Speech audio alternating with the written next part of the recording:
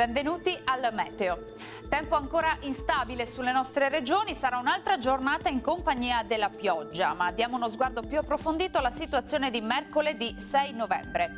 Sul Veneto al mattino avremo locali nebbie sulle pianure e sulle vallate, anche qualche spazio soleggiato non mancherà. Dal pomeriggio peggiorerà nuovamente con precipitazioni un po' ovunque sulla nostra regione. Temperature minime tra 6 e 11 gradi, valori massimi oscillanti invece tra i 14 e i 17 gradi circa. E sarà instabile anche sul Friuli Venezia Giulia, qui già dal mattino avremo rovesci e temporali frequenti e localmente anche intensi durante la giornata.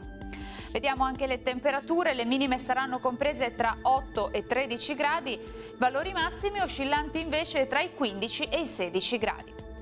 Ci spostiamo ora sul Trentino Alto Adige, dove avremo qualche sprazzo di sole al mattino, ma col passare delle ore peggiorerà anche qui con piogge via via più diffuse. Temperature minime sui 4 gradi, massime tra i 12 e i 13 gradi circa. Dal meteo per ora è tutto, buon proseguimento in compagnia di Antenna 3. Arrivederci.